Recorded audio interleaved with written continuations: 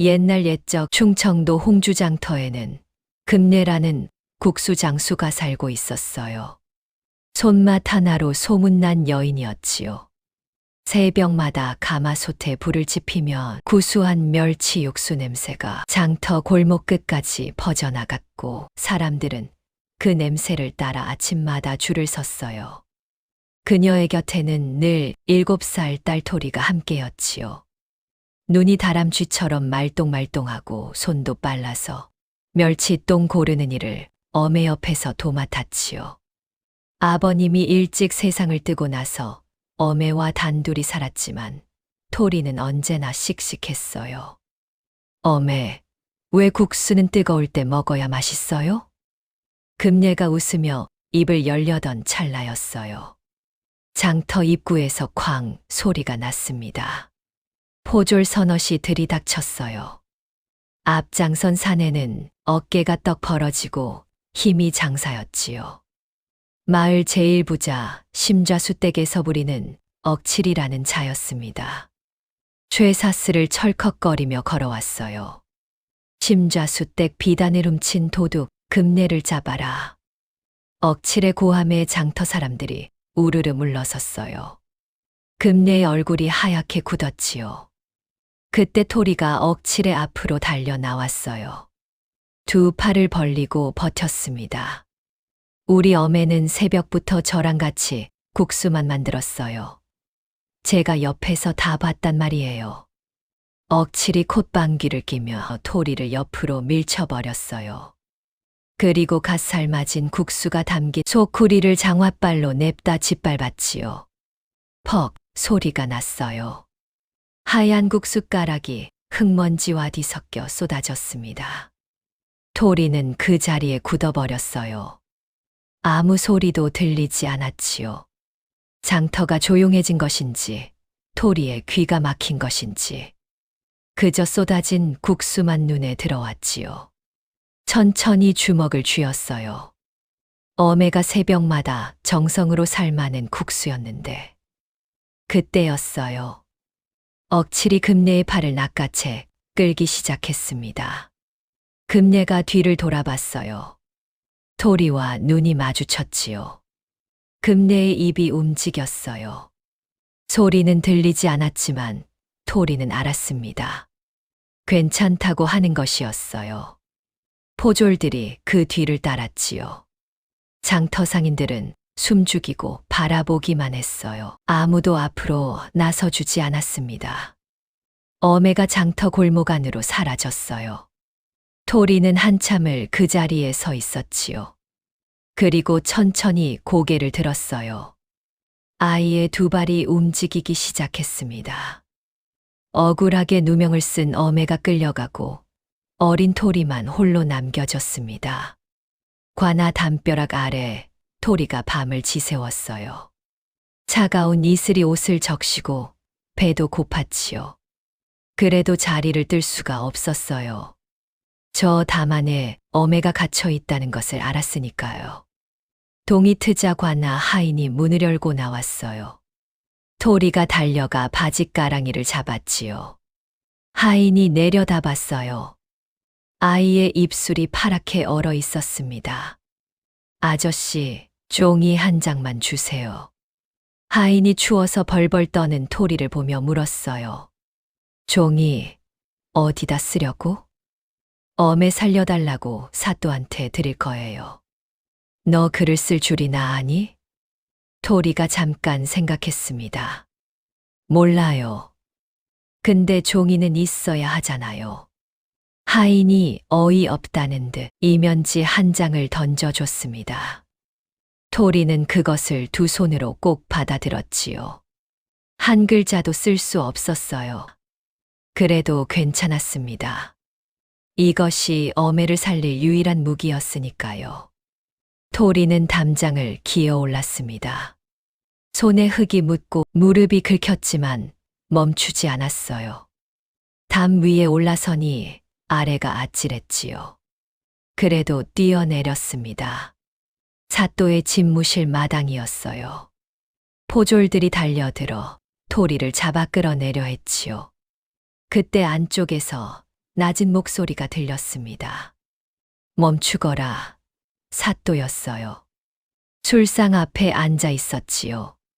숙취로 충혈된 눈, 헝클어진 상투.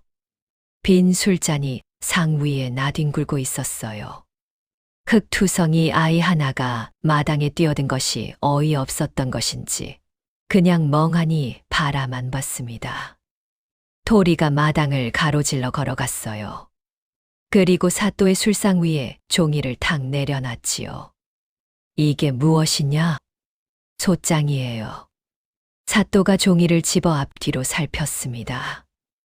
뒤집어도 보고 빛에 비춰도 봤어요. 아무것도 없었지요. 한 글자 없는 하얀 종이였습니다. 글자도 없는 종이가 소장이라니. 나를 놀리는 것이냐? 뭣들 하느냐? 얼른 내보내거라. 포졸들이 다가왔어요. 토리가 두 발을 땅에 붙이고 버텼지요. 엄에는 아무 죄도 없어요. 잘못한 게 없으니까 종이에 쓸 게 없잖아요. 이게 우리 엄의 마음이에요. 포졸이 토리의 팔을 잡아당겼어요. 토리가 바닥에 주저앉으며 소리쳤지요. 사또는 억울한 사람 한 번도 못 봤어요? 왜 보려고도 안 해요? 마당이 조용해졌어요. 사또의 손이 멈췄습니다. 오래된 기억이 스쳤어요. 5년 전 억울하게 누명을 쓴 어린 동생의 기억이었지요. 사또는 그때 체면과 신분이 먼저였어요. 그래서 모른 척했습니다. 동생은 끝내 누명을 벗지 못했고 고문을 당하다 세상을 떠났어요. 그때부터 사또는 매일 술을 마시기 시작했지요. 그 일을 떠올리지 않으려고, 매일 밤 잊으려고. 지금 눈앞에 토리가 꼭 그 동생 같았습니다.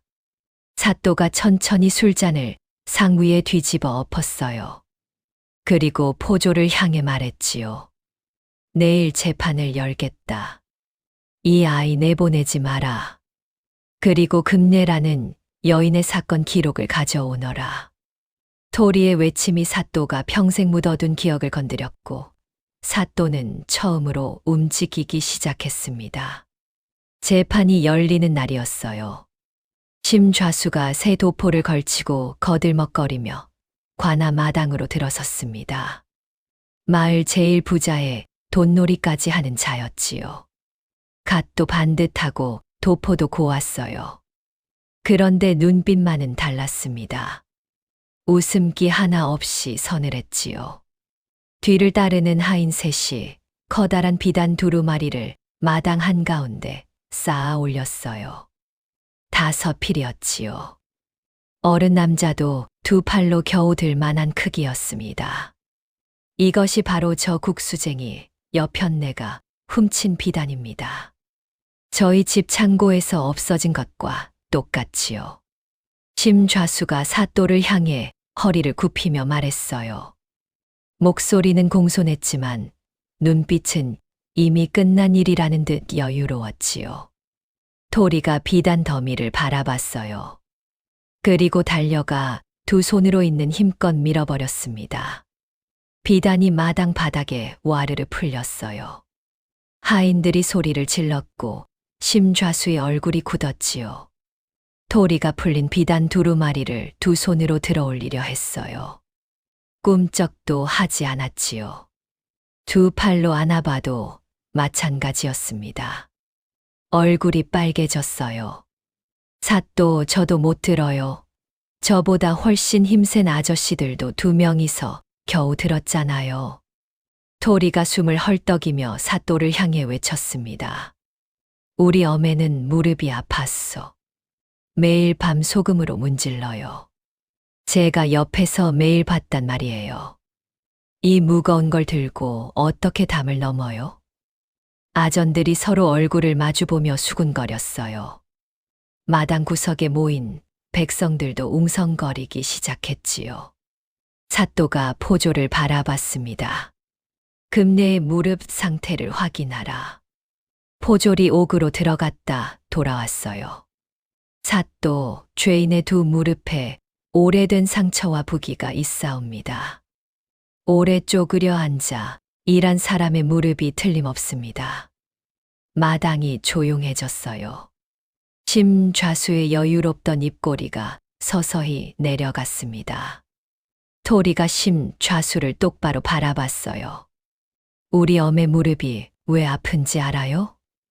새벽마다 무거운 솥 앞에 쪼그려 앉아서 국수 삶다가 그런 거예요. 그 무릎으로 이 높은 담을 넘었다고요? 심좌수가 토리를 향해 눈을 부라렸어요. 그러나 입을 열지 않았지요.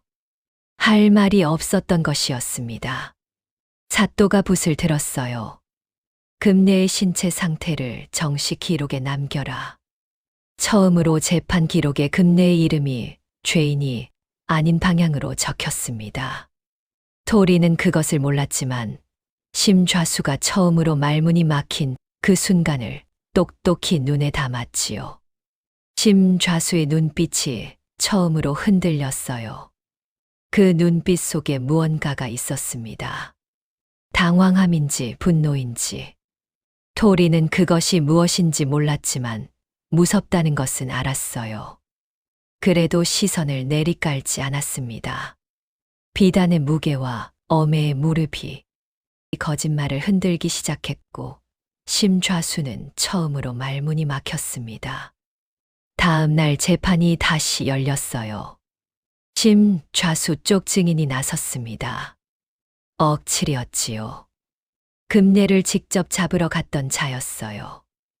어깨를 펴고 마당 한가운데 서더니 목소리를 높였습니다. 금음날 밤 달도 없는 어둠 속에서 저 여편네의 눈동자를 분명히 봤습죠. 담을 넘는 것을 두 눈으로 똑똑히 봤습니다. 구경꾼들이 웅성거렸어요. 억칠의 목소리는 자신감이 넘쳤지요. 토리가 천천히 억칠에게 다가갔어요. 그리고 갑자기 억칠의 눈앞에 손가락을 찌를 듯 들이밀었습니다. 억칠이 움찔하며 뒤로 물러섰지요. 아저씨, 금음날 밤이 어떤 날인지 알아요? 달이 완전히 없어서 손도 안 보이는 날이에요. 그 어둠 속에서 어떻게 눈동자를 봐요? 아저씨, 눈이 도깨비 눈이에요. 마당에서 실소가 터졌어요. 몇몇 백성들이 입을 가리며 웃었지요. 억칠의 얼굴이 달아올랐습니다. 그러더니 얼른 둘러댔어요. 등불을 들고 있었소. 불빛으로 봤단 말이오. 토리가 바로 받아쳤어요. 등불이요? 도둑질하는 사람이 왜 불을 켜요? 나 여기 있다고 광고하는 거예요. 우리 어매가 아저씨처럼 그렇게 바보예요. 이번엔 마당이 웃음으로 출렁였어요. 아전들도 고개를 돌려 웃음을 참았지요. 억칠의 얼굴이 홍당무처럼 빨개졌습니다. 사또가 기록하던 아전의 붓을 멈추게 했어요. 억칠, 내 증언이 처음과 달라지고 있다. 다시 말하라. 등불이 있었느냐 없었느냐. 억칠이 입을 열었다 닫았어요. 눈이 이리저리 움직였지요. 토리가 억칠을 올려다봤습니다. 아저씨, 왜 거짓말하는 사람들은 눈이 자꾸 도망가요? 우리 엄의 눈은 항상 저를 똑바로 봐요. 아저씨 눈은 왜 저를 못 봐요? 억칠이 시선을 바닥에 떨어뜨렸어요. 사또가 붓을 들었습니다. 억칠의 증언 내용에 줄을 그었어요. 그리고 낮게 말했지요. 이 증언은 신뢰하기 어렵다. 기록에서 제외한다. 억칠이 입술을 깨물었어요. 심좌수가 마당 한쪽에서 억칠을 바라봤지요. 눈빛이 차가웠습니다. 억칠이 그 눈빛을 느꼈는지 어깨를 움츠였어요. 토리는 그 모습을 보았지요. 억칠이 무서워하는 것이 사또가 아니라 심좌수라는 것을 그때 처음 알았습니다. 저 사내는 스스로 거짓말을 한 것이 아니라 시켜서 한 것이었어요. 그렇다면 진짜 거짓말쟁이는 따로 있는 것이었지요. 토리는 마당 한쪽에 서 있는 심좌수를 바라봤어요. 심좌수는 토리를 보지 않았습니다. 그러나 입꼬리가 아주 조금 올라가 있었지요. 웃는 것이었어요. 토리는 그 웃음이 무엇을 뜻하는지 알 수 없었지만 등골이 서늘했습니다. 억칠의 거짓 증언이 토리의 질문 앞에 무너졌고 심좌수가 억칠을 옥죄고 있다는 것이 드러나기 시작했습니다. 재판이 계속되는 날이었어요. 심좌수가 뒤에서 눈짓을 보냈습니다. 억칠이 헛기침을 하고는 다시 앞으로 나섰지요. 어제 증언이 무너졌는데도 물러서지 않았어요. 담을 넘을 때 쿵 하는 소리가 났습니다. 제가 분명히 들었소이다. 토리가 말없이 관아 담장 아래로 걸어갔습니다. 제 키보다 몇 배나 높은 담장을 올려다 봤지요. 이틀 전 자신이 기어올랐던 그 담장이었어요. 얼마나 힘들었는지, 내려올 때 무릎이 얼마나 쓸렸는지 토리는 생생히 기억하고 있었습니다. 토리가 저고리를 걷어 무릎을 드러냈어요. 담장을 넘다 긁힌 상처가 아직 딱지가 앉아 있었지요. 삿도 저도 이틀 전에 이 담장 넘었어요. 저도 이렇게 무릎이 까졌단 말이에요. 저는 멀쩡한 무릎인데도요. 토리가 억칠을 향해 돌아섰어요. 우리 어매는 매일 밤 무릎이 아팠어. 자다가도 아이고 소리를 내요. 제가 매일 밤 들었단 말이에요. 그 무릎으로 이 높은 담장을 어떻게 넘어요? 내려올 때 뼈가 부러졌을 거예요. 아전들이 조용해졌어요. 마당 구경꾼들도 웅성임을 멈췄지요. 억칠이 당황해 소리쳤습니다. 그날은 괜찮았을 수도 있잖소. 사람 몸이 하루하루 다른 거 아니요. 그럼 아저씨가 우리 어매 무릎 고쳐줬어요? 아저씨가 의원이에요. 마당에서 웃음이 터졌어요. 억칠의 얼굴이 시뻘개졌습니다. 심좌수가 뒤에서 눈을 흘겼지요. 억칠이 벌떡 일어나 토리 쪽으로 성큼 다가왔어요. 이 꼬맹이가 끝까지 어른을 놀리는 것이냐? 억칠의 손이 토리의 멱살을 향해 뻗었지요. 그때였어요. 깨 있느냐? 삿도가 자리에서 일어서며 소리쳤습니다. 목소리가 마당 전체를 울렸지요. 포졸 둘이 달려들어 억칠의 팔을 잡아당겼어요. 억칠이 씩씩거리며 뒤로 밀려났습니다. 토리는 그 자리에 서서 숨을 골랐어요. 억칠의 손이 닿기 직전이었지요. 심장이 쿵쿵 뛰었습니다. 삿도가 토리를 내려다봤어요. 다쳤느냐? 토리가 고개를 저었어요. 그리고 억칠을 똑바로 바라보며 말했지요. 거짓말하는 사람은 왜 꼭 화부터 내요? 억칠은 아무 말도 하지 못했습니다. 포졸들에게 붙들린 채 고개를 떨궜지요.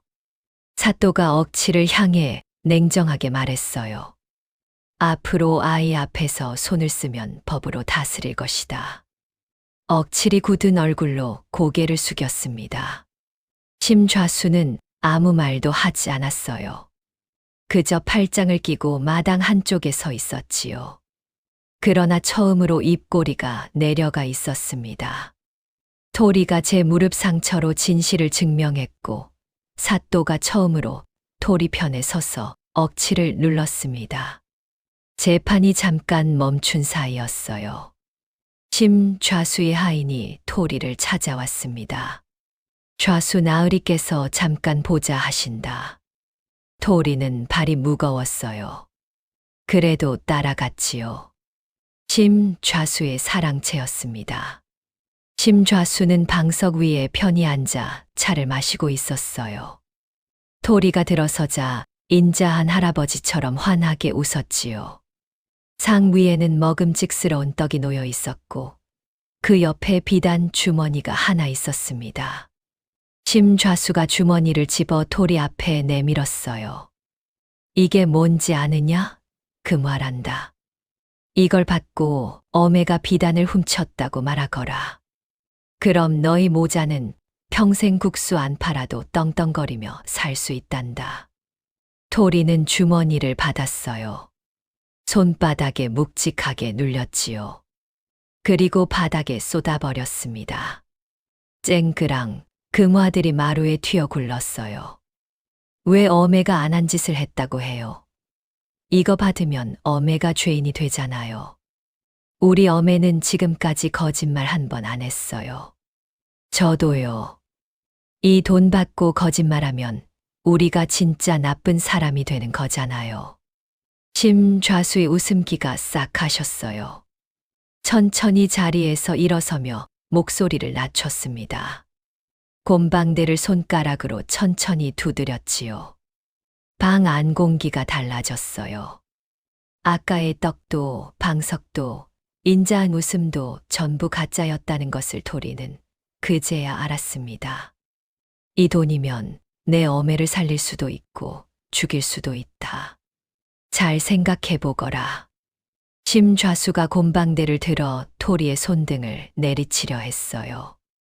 토리가 재빨리 몸을 날려 방문을 열고 뛰쳐나왔지요.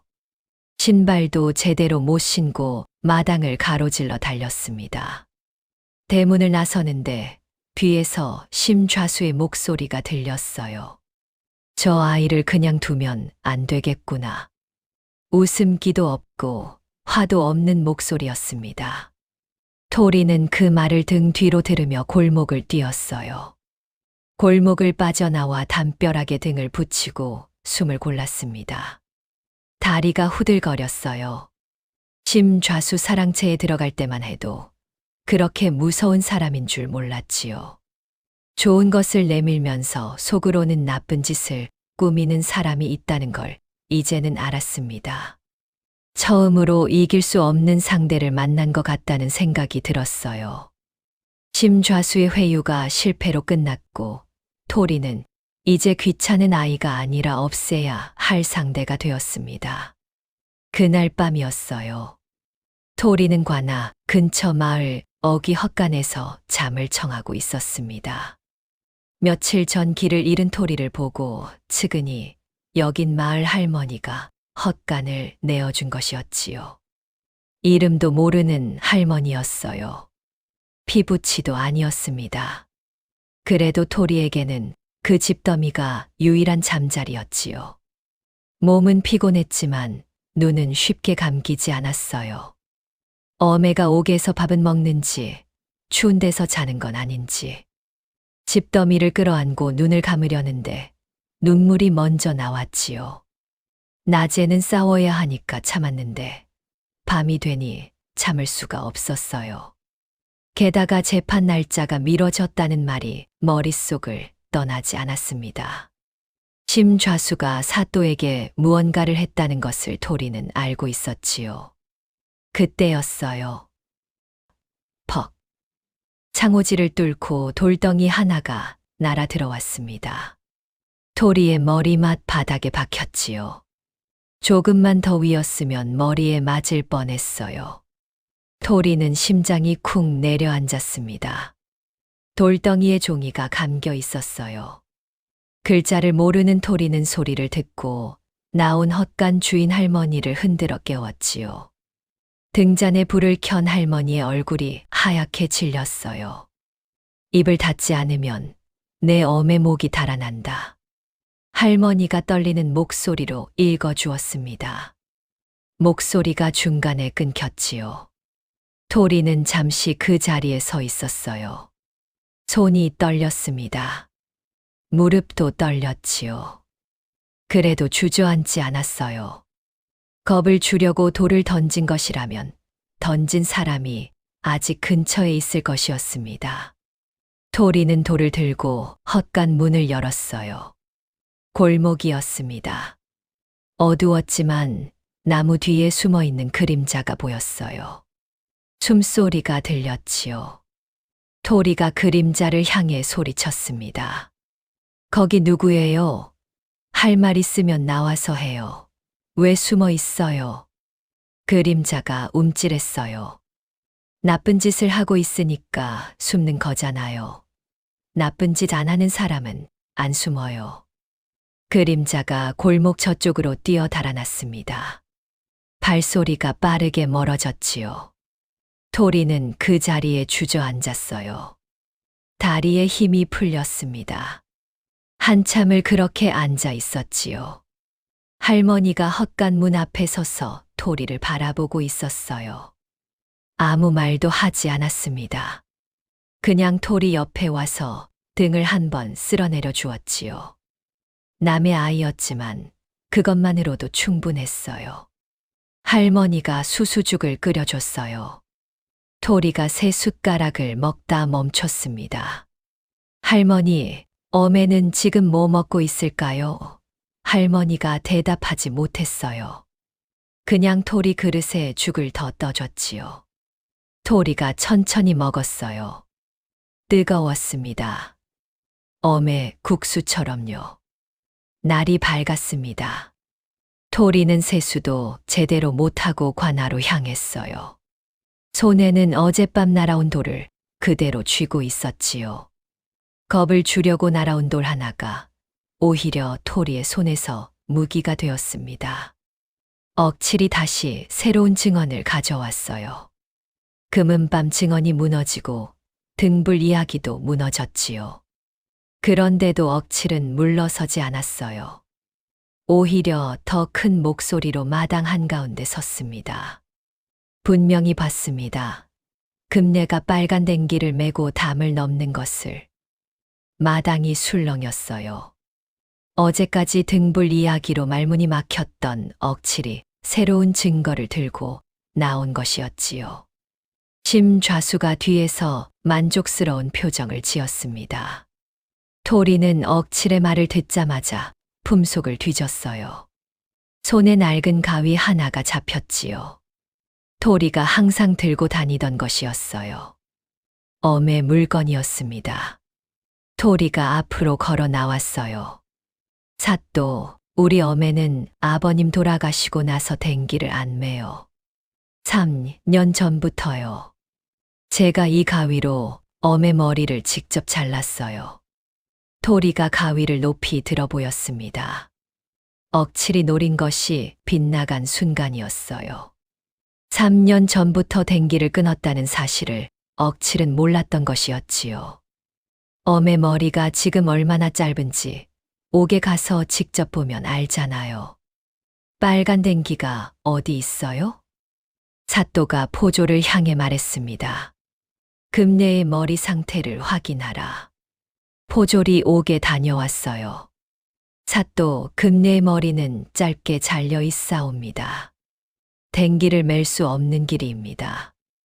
마당이 다시 술렁였지요. 이번에는 다른 방향이었어요. 억칠의 얼굴이 굳었습니다. 심좌수도 눈썹을 찌푸렸지요. 빨간 댕기 이야기는 두 사람이 미리 맞춰온 것이었는데 그게 단번에 무너진 것이었어요. 마당 구경꾼들이 웅성거렸어요. 어제는 등불 이야기로 무너지더니 오늘은 댕기 이야기로 또 무너진 것이었지요. 사람들이 억칠을 바라보는 눈빛이 달라졌습니다. 토리가 가위를 내리며 억칠을 바라봤어요. 아저씨, 왜 자꾸 없는 말을 지어내세요? 그렇게라도 저희 어매가 누명을 쓰길 바라요? 왜요? 왜 이렇게까지 어매를 죄인으로 만들고 싶은 거예요? 억칠이 입을 꾹 다물었어요. 심좌수 쪽을 바라봤지만 심좌수는 고개를 돌렸지요. 자기가 시킨 일인데 무너지자 모른 척하는 것이었습니다. 억칠이 그것을 알았는지 입술을 깨물었어요. 사또가 붓을 들어 억칠의 두 번째 증언 옆에도 줄을 그었습니다. 아전들이 서로를 바라봤어요. 토리는 가위를 다시 품에 넣었어요. 가위를 쥐는 순간 엄의 머리를 잘라주던 날이 떠올랐습니다. 아버님이 돌아가시고 과부가 된 엄에는 그날부터 댕기를 끊겠다고 했지요. 토리가 가위를 들고 엄의 뒤에 섰어요. 엄에는 무덤덤하셨지요.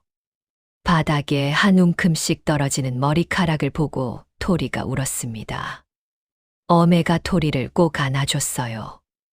오늘 그 가위가 어매를 지켜낸 것이었습니다. 재판이 끝나고 돌아오는 길에 토리는 문득 생각했어요. 어매가 잡혀간 날이 며칠이었는지, 비단이 없어졌다는 날이 며칠이었는지, 그 사이에 왜 며칠이나 시간이 흘렀는지. 아직 몰랐지만 뭔가 이상하다는 것만은 알았지요. 없는 댕기를 봤다는 억칠의 증언이 무너졌고, 심좌수는 억칠이 당황하는 순간 고개를 돌려버렸습니다. 재판이 중단될 위기였어요. 유좌수가 관할을 찾아온 것이었습니다.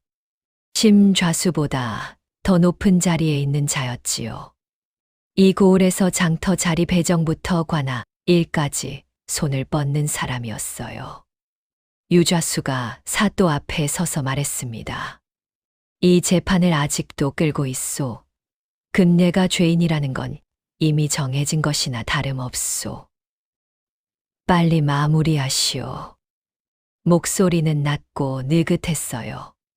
명령이 아닌 것처럼 들렸지만 명령이었지요. 관아 마당의 아전들이 눈치를 보며 고개를 숙였습니다.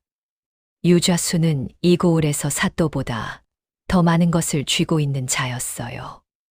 사또가 부임한 날부터 모든 행동을 눈여겨봤지요. 거슬리면 어떻게 되는지 사또는 알고 있었습니다. 그래서 지금껏 따를 수밖에 없었어요. 사또가 한참 마당을 내려다봤어요. 그리고 천천히 자리에서 일어나 가마에 오르려 했습니다. 토리가 달려가 가마 바퀴를 두 손으로 붙잡았습니다. 사또, 아직 끝나지 않았어요. 포졸들이 토리를 떼어내려 했어요. 토리가 가마 문을 향해 소리쳤지요. 억칠 아저씨 증언이 2번이나 틀렸잖아요. 금은밤에 눈동자를 본 것도 빨간 댕기도 다 거짓말이었잖아요. 저쪽에서 내민 증거가 전부 거짓으로 밝혀졌는데 왜 갑자기 재판을 끝내려고 해요? 사또도 알잖아요. 가마 안에서 정적이 흘렀어요. 사또의 눈앞에 5년 전 동생이 스쳤습니다. 그때도 동생의 억울함을 사또는 외면했지요. 이번엔 달라야 했습니다. 가마 문이 열리고 사또가 내려섰지요. 유좌수가 눈살을 찌푸렸어요. 이 꼬맹이 하나 때문에 자기 말이 무시당한 것이었으니까요. 오늘 밤 서고를 열어라. 심좌수와 관련된 오래된 장부 기록을 전부 꺼내오너라. 내가 직접 읽겠다. 이방이 굳은 얼굴로 고개를 숙였어요. 처음으로 유좌수의 말이 통하지 않은 순간이었습니다. 마당을 나서며 유좌수는 토리 옆을 지나쳤어요. 아무 말 없이 그냥 내려다봤습니다. 그리곤 입꼬리가 올라갔지요. 원하면 언제든 없애버릴 수 있다는 듯한 웃음이었습니다. 그게 더 무서웠어요. 그래도 토리는 눈을 내리깔지 않았습니다. 토리는 가마 바퀴에서 손을 놓았어요. 손바닥에 바퀴 자국이 빨갛게 남아 있었습니다. 아팠지만 입술을 깨물고 참았지요. 그날 밤 사또는 서고에 불을 켜고 기록을 꺼내 읽기 시작했어요. 아전들이 곁을 지켰지요. 밤이 깊어도 불이 꺼지지 않았습니다. 토리는 담벼락 너머로 그 불빛을 오랫동안 바라봤어요. 새벽이 될 때까지 꺼지지 않았지요. 마음을 한시름 놓으며 헛간으로 돌아갔습니다. 가마 바퀴를 붙잡은 이 작은 손이 재판의 흐름을 완전히 바꿔놓았습니다. 그날 오후였어요. 재판이 쉬는 사이였지요. 토리가 잠깐 국수 가게에 들렀을 때였습니다. 심좌수의 하인들이 장터로 들이닥쳤어요. 손에는 도끼를 들고 있었지요. 금례의 국수 가게 앞에 선 하인 대장이 소리쳤습니다. 좌수 나으리 명이다. 이 가게는 원래 좌수 댁 땅이니 당장 치워라. 장터 상인들이 겁에 질려 지켜보기만 했어요. 우지끈 도끼가 국수 가게 기둥을 내리찍었습니다. 나무가 쪼개지며 지붕이 기울었지요. 토리가 달려와 부서지는 기둥 아래로 뛰어들었어요. 안 돼요. 여기가 우리 엄의 가게예요. 엄에 돌아오면 여기서 다시 국수 팔아야 한단 말이에요. 하인들이 멈칫했어요. 하인 대장이 소리쳤습니다. 비켜라, 이 꼬맹아. 토리는 움직이지 않았어요. 장터 상인들을 향해 돌아보며 외쳤지요. 아저씨들, 저 좀 도와주세요. 어메가 죄인이 아닌 거 다 알잖아요. 대장간 아저씨도, 떡집 아주머니도 우리 어메 국수 드셨잖아요. 그 가게를 그냥 부수게 두면 어떡해요? 왜 가만히들 보고만 있어요? 장터가 조용해졌어요. 대장간 아저씨가 망치를 내려놓고 앞으로 나왔습니다. 아이 말이 맞지 않소. 떡집 아주머니가 앞치마를 고쳐 메고 나왔어요. 생선 가게 아저씨도 나왔지요. 하나둘씩 모여들어 하인들의 앞길을 막아섰습니다. 아무도 말하지 않았어요. 그냥 섰지요. 그것만으로도 충분했습니다. 하인 대장이 당황해 소리쳤어요. 비키지 않으면 전부 관아에 끌고 가겠소. 대장간 아저씨가 팔짱을 끼며 말했습니다. 그럼 다 같이 가면 되지요. 우리가 뭘 잘못했소. 하인들이 멈칫거렸어요. 상인이 20명이 넘게 모여 있었지요. 결국 도끼를 내리고 물러났습니다. 토리는 기둥에서 손을 뗐어요. 손바닥에 나무 가시가 박혀 있었지만 아픈 줄 몰랐지요. 대장간 아저씨가 토리의 머리를 한번 쓰다듬었어요. 아무 말도 하지 않았습니다. 그것으로 충분했지요. 누가 먼저랄 것도 없이 기울어진 기둥을 받쳐 올리기 시작했어요. 대장간 아저씨가 못을 가져왔고 목수 아저씨가 연장을 들고 나타났습니다. 금내의 국수 가게가 다시 일어서고 있었어요. 토리 혼자 외로운 싸움이 장터 전체의 싸움이 된 날이었습니다. 상인들이 기둥을 다 세우고 장터가 조용해졌어요. 토리는 헛간으로 돌아왔습니다. 배가 고팠지요. 며칠째 엄의 걱정에 제대로 먹지 못했어요. 그때 헛간 앞에 국수 한 그릇이 놓여 있었습니다. 따뜻한 김이 피어오르고 있었지요. 구수한 멸치 육수 냄새, 어메가 끓이던 것과 똑같은 냄새였어요.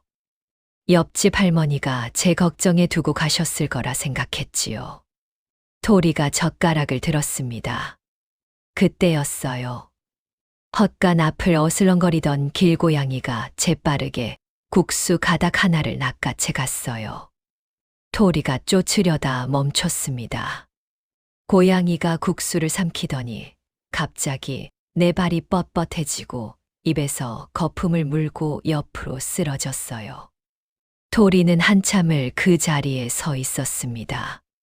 손이 떨렸어요. 방금 젓가락을 들었던 손이었지요. 고양이를 내려다봤어요. 숨이 멈춰 있었습니다. 국수는 아직도 따뜻한 김이 모락모락 나고 있었어요. 토리는 그릇을 두 손으로 들고 억칠의 집으로 달렸습니다. 밤이었어요. 사방이 어두웠지요. 억칠의 집 문을 걷어찼지요. 억칠이 토리를 보더니 얼굴이 굳었습니다. 안으로 물러서며 손이 허리춤으로 갔지요. 칼이었어요. 칼을 쥔 손이 떨리고 있었습니다. 토리가 국수 그릇을 억칠 앞에 내밀었어요. 억칠이 그릇을 받습니다. 그리고 토리를 봤지요. 아저씨, 왜 생명의 죽음을 섞었어요? 억칠이 대답하지 못했어요. 국수는 살라고 먹는 건데 왜 죽으라고 줘요? 우리 어매도 매일 새벽 살라고 국수 끓였는데. 토리의 목소리가 떨리지 않았어요. 울지도 않았지요. 그냥 물었습니다. 모르니까 묻는 눈이었어요. 억칠은 그 눈을 마주 볼 수 없었지요. 아저씨도 이 국수 먹고 죽고 싶어요? 억칠의 손에서 칼이 바닥에 떨어졌습니다. 토리는 그릇을 바닥에 내려놓고 돌아섰어요. 억칠이 뒤에서 아무 말도 하지 못했지요. 토리는 돌아보지 않고 걸었습니다. 헛간으로 돌아오는 길에 다리가 후들거렸어요. 그제야 무서웠지요. 먹었으면 죽었을 거라는 것을 알았으니까요. 아무도 없는 밤에 혼자 죽었을 거였지요. 그래도 걸었습니다. 집더미에 누웠어요. 눈을 감았지요. 엄의 얼굴이 떠올랐습니다. 내일도 관아에 가야 했어요. 죽음이 국수 속에 숨어 있던 밤, 토리의 질문이 억칠의 심장에 박혔습니다. 재판이 다시 열리는 날이었어요. 심좌수 쪽에서 새로운 증인들을 데려왔습니다. 3명의 사내였지요. 마당 한가운데 나란히 서더니 목소리를 높였어요. 우리는 금내의 오랜 단골들입니다. 그 여자가 비단을 숨기는 걸 직접 봤습니다. 마당이 술렁거렸어요. 억칠 증언이 2번 무너진 뒤였지요. 심좌수가 이번엔 3명을 한꺼번에 데려온 것이었어요. 숫자로 밀어붙이려는 것이었지요. 심좌수가 뒤에서 팔짱을 끼고 여유롭게 서 있었습니다. 토리가 새 사내를 바라봤어요. 얼굴을 하나하나 훑었지요. 그리고 천천히 시선을 내렸습니다. 발끝까지요. 신발이었어요. 토리가 사또 앞으로 걸어 나왔습니다. 사또, 저 아저씨들 신발 좀 보세요. 사또가 고개를 내렸어요. 어제 비가 왔잖아요. 우리 집 앞은 비만 오면 차륵천지가 돼요. 단골이면 우리 집 앞을 지나쳐야 하는데 저 아저씨들 신발은 왜 이렇게 깨끗해요? 장터 비단길처럼 깨끗하잖아요. 세 사내가 서로 발을 내려다봤어요. 그러더니 서로 눈을 피했지요. 토리가 사내들 앞에 섰습니다. 아저씨들 우리 집 근처에 와본 적 있어요? 왜 오지도 않으면서 다 봤다고 해요. 사내 하나가 말을 꺼냈어요. 비가 와서 신발을 닦았소.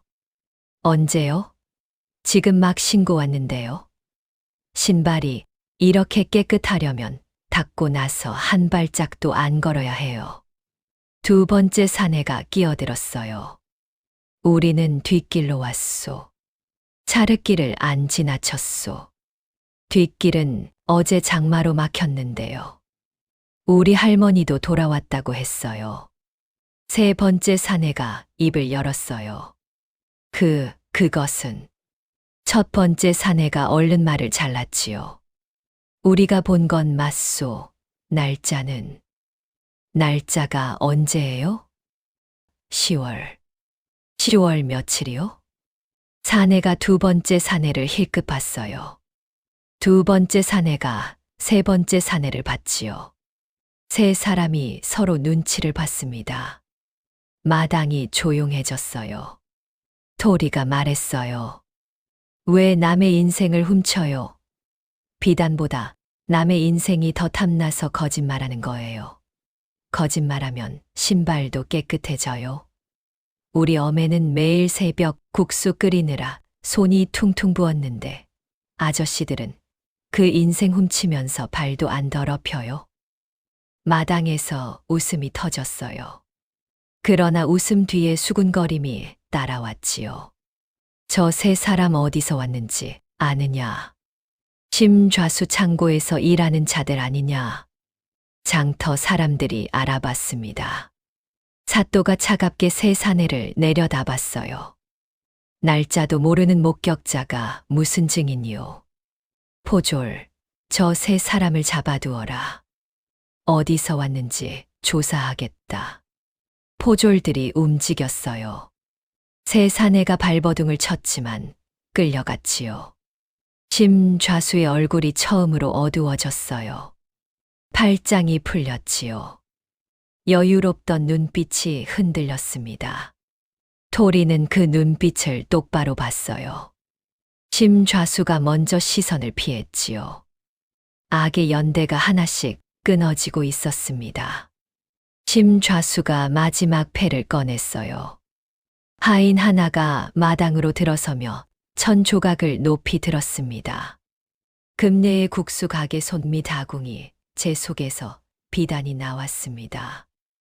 마당이 크게 술렁였어요. 어제까지 증인들이 무너지고 신발 흙까지 들통났는데도 심좌수는 새벽부터 또 증거를 만들어 온 것이었지요. 비단 자투리였어요. 그 으름 하나 없이 깨끗했습니다. 토리가 그 비단을 봤어요. 어메가 새벽마다 불을 지피던 그 손 밑이었지요. 어메가 무릎을 꿇고 쪼그려 앉아 불을 떼던 자리였습니다. 그 자리에서 비단이 나왔다고 했어요. 그리고 아궁이 쪽으로 달렸지요. 안 돼. 사또가 자리에서 일어나며 소리쳤어요.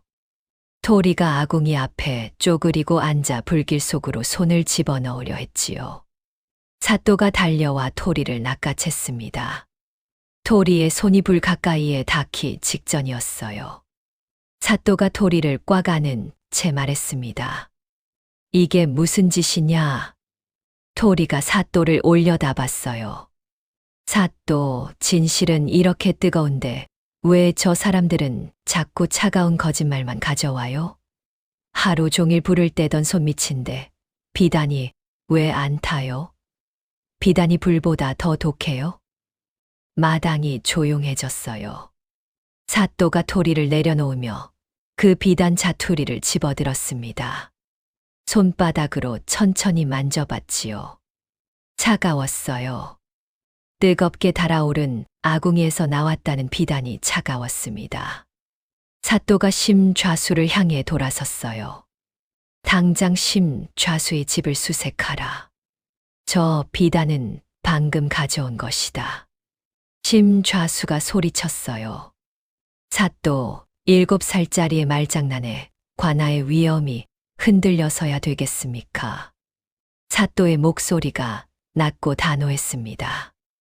아이의 말장난이 아니오. 불 속에서 나왔다는 비단이 차갑소. 이것이 장난이오? 포졸들이 움직이기 시작했어요. 사또가 아전을 불렀습니다. 금내 사건 기록을 펼쳐라. 비단이 없어진 날, 신고한 날, 장터 자리 배정일을 읽어라. 아전이 문서를 읽었어요. 비단이 없어진 날은 10월 사흘, 신고한 날은 10월 열이틀, 배정일은 10월 열나흘이옵니다. 마당이 다시 조용해졌습니다. 사람들이 하나둘 고개를 끄덕였어요. 금례가 잡혀가면 자리가 빕니다. 배정일 바로 전날이었지요. 심좌수의 얼굴이 굳었어요. 처음으로 아무 말도 하지 못했습니다. 그날 밤이었어요. 억칠이 혼자 방 안에 앉아 있었습니다. 앞에 술잔이 있었지요. 그러나 아무것도 입에 넣지 못했어요. 손만 잔 위에 올려놓고 있었습니다. 토리의 목소리가 귓속을 맴돌았어요. 아저씨, 왜 생명의 죽음을 섞었어요? 국수는 살라고 먹는 건데 왜 죽으라고 줘요? 억칠이 술잔을 밀어냈습니다. 손이 떨리고 있었어요. 심좌수가 처음 찾아왔을 때 아내가 아팠어요. 빚이 있었지요. 딱 한 번만 거짓 증언을 해주면 빚을 탕감해 주겠다고 했습니다. 그게 시작이었어요. 한 번이 두 번이 됐고 이제는 독국수까지 만들었지요. 7살짜리 아이에게. 억칠이 두 손으로 얼굴을 감쌌어요. 금례는 억칠도 아는 사람이었습니다. 억칠도 그 국수를 먹어본 적이 있었어요. 따뜻하고 구수했지요. 그 사람을 죄인으로 만들었어요. 그 딸을 죽이려 했습니다. 아내는 이미 세상을 떠났어요. 그런데 아무것도 남지 않았습니다. 뜨거운 진실과 차가운 거짓말, 그 사이에서 억칠의 손이 밤새 떨렸습니다. 관아 서고의 불빛이 켜져 있었습니다. 사또가 장부를 읽고 있었지요. 토리는 그 불빛을 담벼락 너머로 바라봤어요. 꺼지지 않았습니다. 사또가 정말로 기록을 들여다보고 있는 것이었지요. 그런데 그때였어요. 서고 창문으로 그림자 하나가 넘어왔습니다. 복면을 쓴 사내였어요. 발소리가 없었지요. 토리가 담장을 넘었습니다.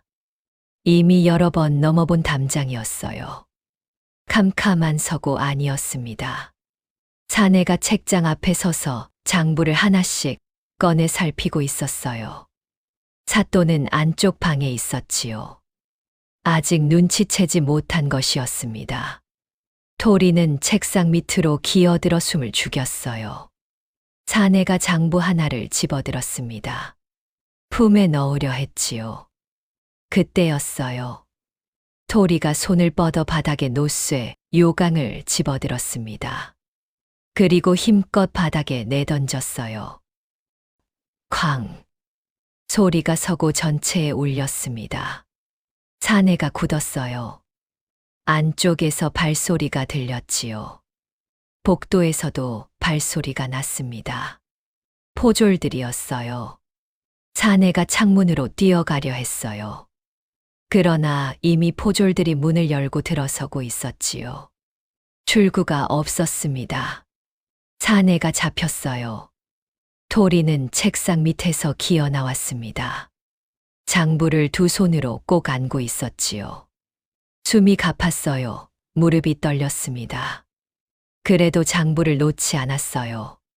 사또가 서고로 들어왔습니다. 토리를 내려다보았지요. 다쳤느냐? 아니요. 토리가 장부를 두 손으로 사또에게 내밀었어요. 여기요. 안 빼앗겼어요. 사또가 장부를 받았습니다. 펼쳐 보았지요. 눈이 가늘어졌어요. 한참을 말이 없었습니다. 그리고 고개를 한번 끄덕였어요. 아무 말도 하지 않았지요. 그것으로 충분했습니다. 포졸들이 복면 사내를 끌고 나갔습니다. 서고가 다시 조용해졌어요. 토리는 서고 문 밖으로 나왔습니다. 담벼락에 등을 기대고 숨을 골랐지요. 다리가 아직 떨렸어요. 오늘 밤 장부가 사라질 뻔했습니다. 그러면 어매는 어떻게 됐을까요? 어매가 옥 안에서 기다리고 있었지요. 매일 새벽 국수를 끓이던 어매가 차가운 옥 안에 있었습니다.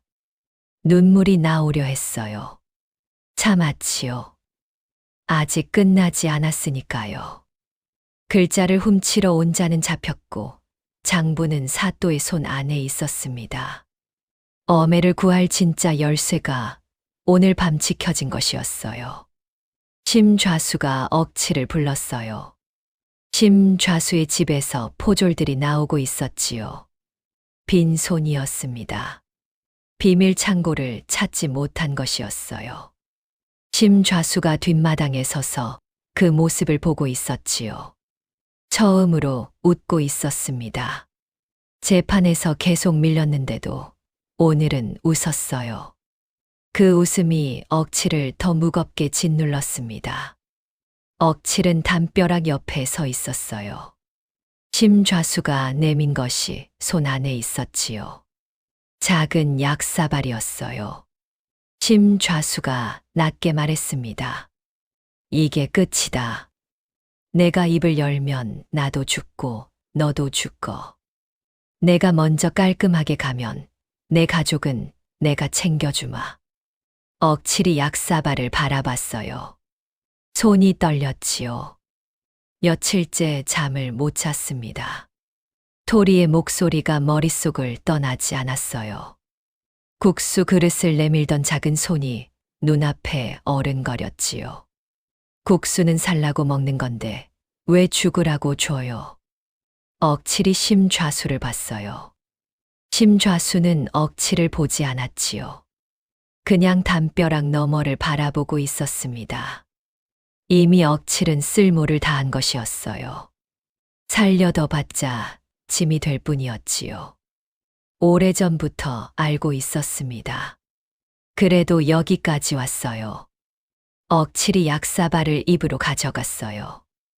눈을 감았습니다. 그때였어요. 돌 하나가 날아와 약사발을 쳤어요.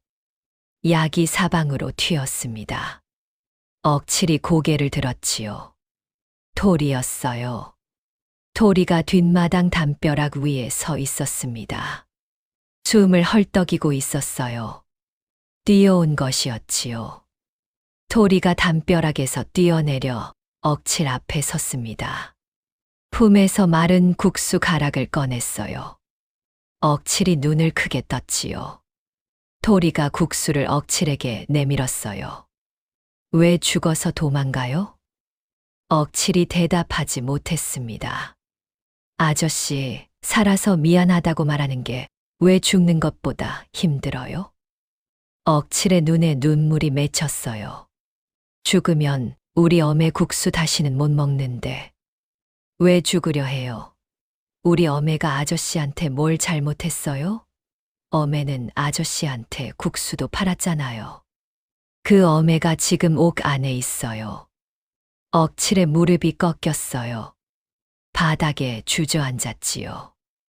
그리고 바닥에 이마를 찌으며 통곡했습니다. 내가 죽일 놈이다. 내가 다 잘못했다. 내가 다 말아마. 심좌수가 소리쳤어요. 이 배신자 놈이. 심좌수가 억칠에게 달려들려 했지요. 그때 포졸들이 마당으로 쏟아져 들어왔습니다. 토리가 뒷마당에 있다는 것을 안 포졸이 따라온 것이었어요. 심좌수의 팔이 잡혔습니다. 억칠이 바닥에 엎드린 채 떨고 있었어요. 토리가 억칠의 등에 작은 손을 얹었습니다. 가만히 두드렸지요. 살아야 국수도 먹죠. 그렇죠. 억칠이 고개를 들었어요. 토리를 봤지요. 7살짜리가 자기를 내려다보고 있었습니다. 원망하는 눈이 아니었어요. 그냥 묻는 눈이었지요. 그것이 더 무거웠습니다. 억칠이 천천히 고개를 끄덕였어요. 살아서 하는 사죄가 죽는 것보다 훨씬 어려운 밤이었습니다. 포졸들이 심좌수의 집을 뒤지기 시작한 지 한참이 지났어요. 포졸들이 방마다 뒤졌습니다. 창고도 뒤졌지요. 마당도 봤어요. 뒷담도 두드려 봤습니다. 그런데 아무것도 나오지 않았어요. 해가 기울기 시작했지요. 포졸들이 지쳐가고 있었어요. 심좌수가 뒷마당에 서서 그 모습을 바라보고 있었습니다. 처음으로 여유로운 얼굴이었지요. 웃기까지 했어요. 아무것도 없지 않느냐, 당장 나가라. 포졸들이 서로 눈치를 봤어요. 사또가 팔짱을 끼고 서 있었지요. 토리는 마당 한가운데 서서 코를 킁킁거렸습니다. 뭔가가 났어요. 멸치 육수 냄새였지요.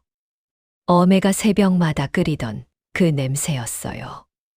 왜 여기서 이 냄새가 나는지 몰랐습니다. 그런데 났어요. 분명히. 토리가 코를 따라 걸었어요. 뒷마당 안쪽이었지요. 커다란 장식장 앞이었습니다. 토리가 장식장 밑의 틈을 가리켰어요. 여기서 우리 어메 국수 냄새가 나요. 심좌수가 소리쳤습니다. 말도 안 되는 소리. 저 꼬맹이가 헛것을 맞는다. 토리가 사또를 올려다 봤어요. 사또, 왜 진실을 어둠 속에 가뒀어요? 진실이 빛을 보면 무서워서요? 냄새는 못 가두는데 왜 거짓말을 해요? 사또가 포졸을 바라봤어요. 장식장을 치워라. 심 좌수가 달려들었어요. 사또, 이건 우리 집 물건이요. 영장도 없이 함부로. 영장은 어제 발부받았소. 포졸들이 장식장을 밀었습니다. 무거웠지요. 여럿이 함께 밀었어요. 장식장이 옆으로 쓰러지자 바닥에 문이 드러났습니다. 지하로 내려가는 문이었어요. 포졸들이 문을 열었습니다. 어두운 지하실 안에 비단이 쌓여 있었어요. 다 서필이었지요. 그 옆에 문서 묶음이 있었습니다. 금내 이름으로 조작된 가짜 계약서들이었어요. 장터 자리를 빼앗기 위해 만들어둔 것이었지요. 마당이 얼어붙었습니다. 심 좌수의 얼굴이 잿빛으로 변했어요. 처음으로 말이 나오지 않았지요. 여유롭던 눈빛이 사라졌습니다. 그냥 서 있었어요. 어디로도 갈 수 없었지요. 토리는 지하실 문을 내려다봤어요. 엄의 국수 냄새가 여기서 났다는 게 이상했습니다. 그런데 사실이었어요. 엄애가 수십 년 끓여온 국수 냄새가 진실을 찾아낸 것이었지요. 엄애가 새벽마다 가마솥 앞에 쪼그려 앉아 불을 지피던 냄새였어요. 그 냄새를 토리는 태어나서 지금까지 매일 맡으며 자랐지요. 그러니까 알았습니다. 다른 어느 냄새보다도. 토리가 사또를 올려다봤어요. 사또, 진실은 냄새도 나요. 사또가 한참 토리를 봤습니다. 그리고 낮게 말했어요. 그렇구나. 심 좌수의 비밀 창고가 열리고 엄의 국수 냄새가 진실을 찾아낸 날이었습니다. 창고에서 증거가 쏟아지자 심 좌수가 돌변했어요. 하인에게 눈짓을 했지요. 하인이 창고 안으로 달려갔습니다. 잠시 뒤 연기가 피어올랐어요. 불이야. 화르르 창고가 순식간에 불길에 휩싸였어요. 심 좌수가 미친 듯이 웃었습니다. 이제 증거는 없다. 다 타버렸다. 포졸들이 우왕좌왕했어요. 불길이 워낙 빨랐지요. 장부와 계약서들이 불꽃 속으로 사라지고 있었습니다. 토리는 창고 앞에서 굳었어요. 뛰어들 수가 없었습니다. 그때 억칠이 토리를 뒤로 밀치고 불 속으로 달려들었지요. 잠시 뒤 장부 한 권을 품에 안고 굴러 나왔어요. 토리가 억칠을 봤습니다. 팔뚝이 벌겋게 달아올라 있었어요. 억칠과 눈을 마주쳤습니다. 며칠 전도 국수를 만들었던 손으로 오늘은 토리를 끌어안았어요. 같은 손이었지요. 억칠은 그 손을 봤습니다. 그리고 고개를 숙였어요. 말이 없었지요. 토리가 불타는 창고를 바라봤어요. 그리고 심 좌수를 향해 돌아섰습니다. 왜 불로 진실을 닦으려 해요? 불이 꺼지면 아저씨 죄는 더 검게 남을 텐데 왜 태워요? 불이 무서워요. 내가 무서워요. 심 좌수가 입을 열었다 닫았어요. 불길에 비친 토리의 눈동자가 흔들리지 않았습니다. 심 좌수는 처음으로 7살 아이 앞에서 뒷걸음질을 쳤어요. 그때 사또의 목소리가 들렸습니다. 장부는 한 권이 아니다.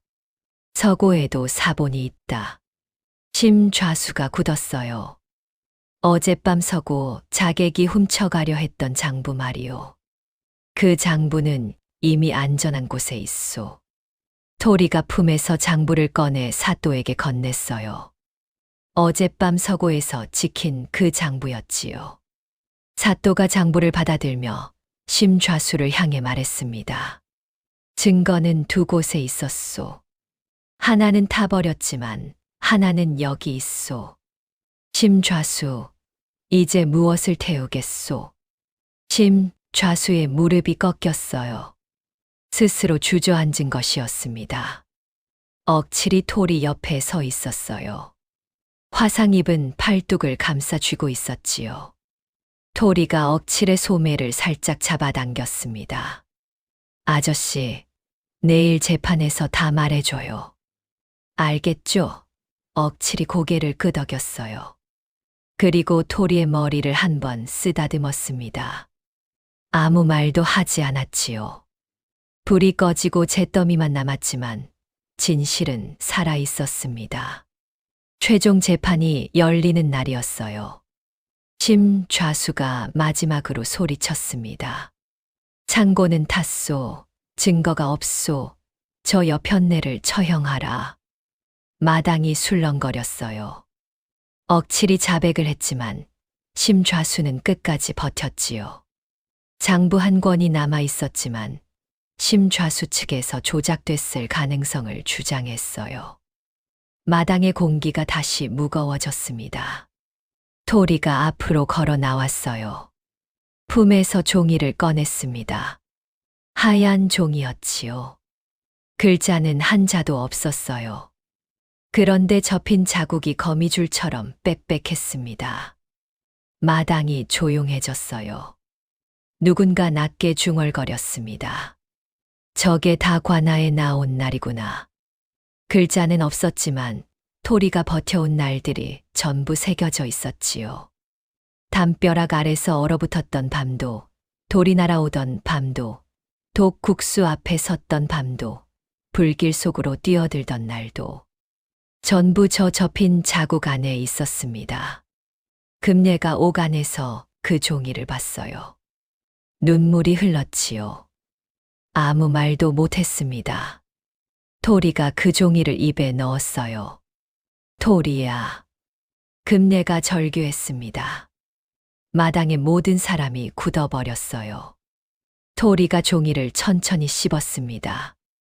그리고 꿀꺽 삼켰어요. 눈물이 흘렀지요. 닦지 않았습니다. 토리가 심 좌수에게 걸어갔어요.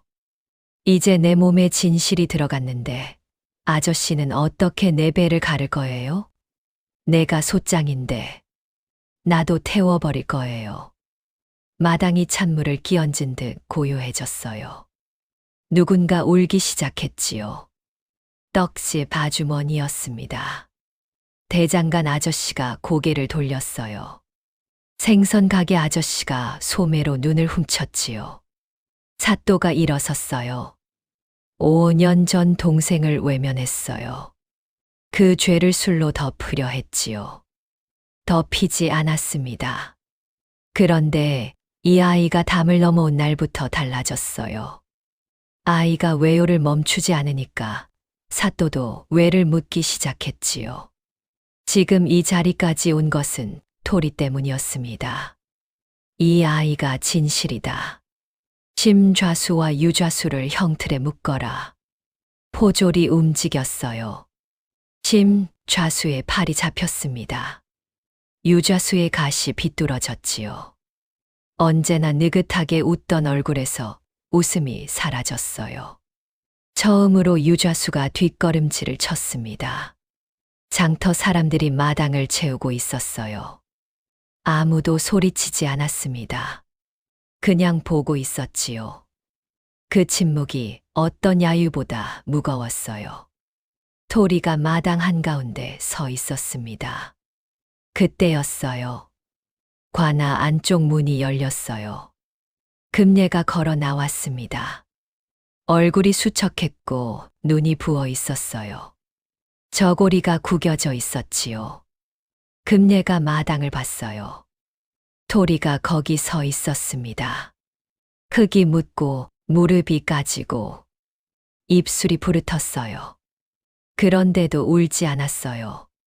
금례가 무릎을 꿇었습니다. 토리가 안겼지요. 금례는 아무 말도 하지 않았어요. 두 팔로 꼭 감싸쥐기만 했습니다. 한참 뒤 토리가 물었어요. 어메, 밥은 먹었어요? 금례가 대답 대신 웃으며 눈물을 흘렸습니다. 마당에 있던 사람들이 하나둘 눈을 훔쳤어요. 사또가 동원으로 들어갔습니다. 아무 말 없이 백지가 몸 안으로 들어간 날 두 악인이 형틀에 묶였고 어매와 토리가 다시 만났습니다. 며칠 뒤였어요. 홍주관하에서 판결이 내려졌습니다.